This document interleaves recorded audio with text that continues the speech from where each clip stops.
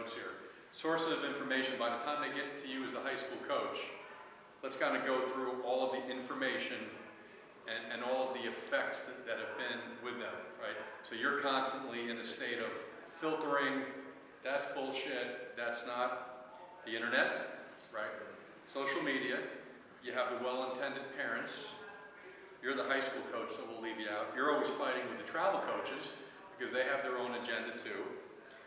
Each one of your players, or some of them, will have their own hitting coach. They have their own pitching coach. They'll have their own personal trainer, so that's a source of information that's out there. A teammate, they've got an opinion also. Then you have the college and the pro guys in your area that just because they played 2 years of professional baseball or played 1 year at Lehigh or LaSalle or whatnot, they're smarter than you and everyone else. And then you got the homeless person down the street that probably has an opinion too. And we just throw that out there because everyone has an opinion. So these kids come in at 13 or 14 years old, and it's, hey, you know what? Someone told me to do this. Or the best one is, especially with YouTube, I get this all the time. Tony, did you see that video about that farmer in Iowa? He's throwing like corn in his backyard, and he's like stepping over horse shit to do that. What do you think of that drill? Well, I don't know who that farmer is.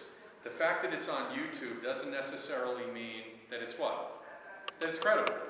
Because unfortunately, there's no regulation in baseball and softball. So anybody who has a website, anyone who has video, they're the expert of the day. So a parent sees that and immediately says that is going to go to my son or daughter. So that's the problem I think that we all face.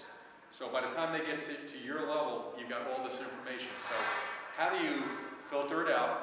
How do you have children? Yeah, 2 little ones.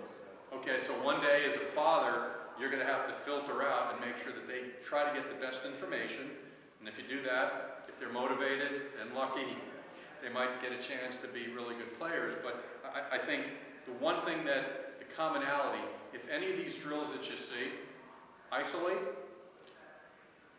segregate, immobilize, or sequence, as in stop things. And the example that I give you, we see this all the time with throwing. Okay?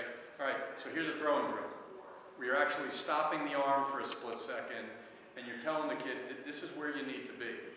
Well, you're right if you were teaching someone how to throw it like a robot. But throwing is one move. So any drill that you're looking at, and if you're trying to help some of your players, hey, if it's not a drill that honors the rule of throwing is one piece, right?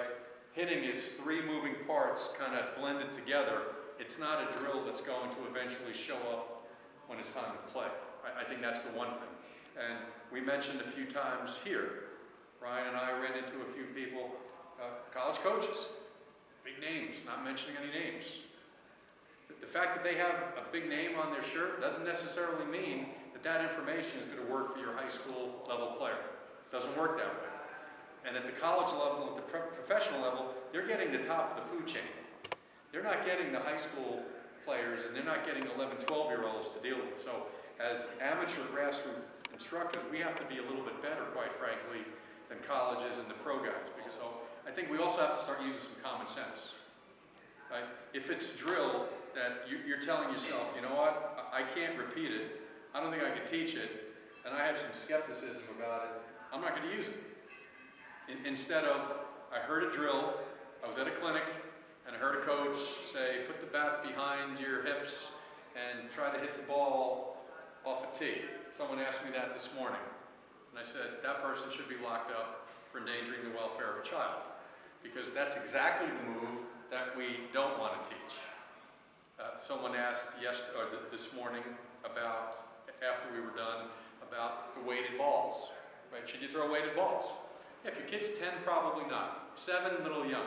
16, 17-year-olds should be able to do that if they've been throwing.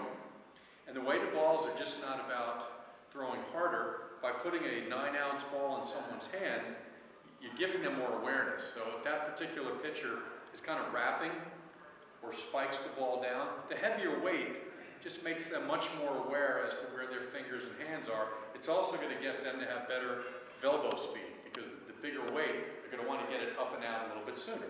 So yes, the weighted balls are helpful. Some coaches here have said that weighted balls are the Antichrist. Don't ever use them. Okay, that's great, but there's a lot of successful players that are using them supervised that work out. People ask us about Mariano Rivera, right? That orange ball that we have. It's 4.5 pounds. Mariano Rivera doesn't throw that. What does he do with it? You see it when he was in the bullpen for years. He takes it, right? Does that about 8 or 9 times, right? Remember him, us asking him, yeah, every once in a while he'll just kind of put it down, and then he'll pick up that 5-ounce ball and he feels like Superman, right? Because the thing feels light as a feather. That works for him. So we've used a 2-pound ball at times with some 16, 17-year-olds, not to long toss it. The most that they would ever throw a ball that weight would probably be about 10 feet away into a net. They would never be throwing it onto somebody's glove because it might go through the pocket. So when people say, don't do that or it's going to hurt everybody, be very careful with one drill that is the magic bullet, because there is none.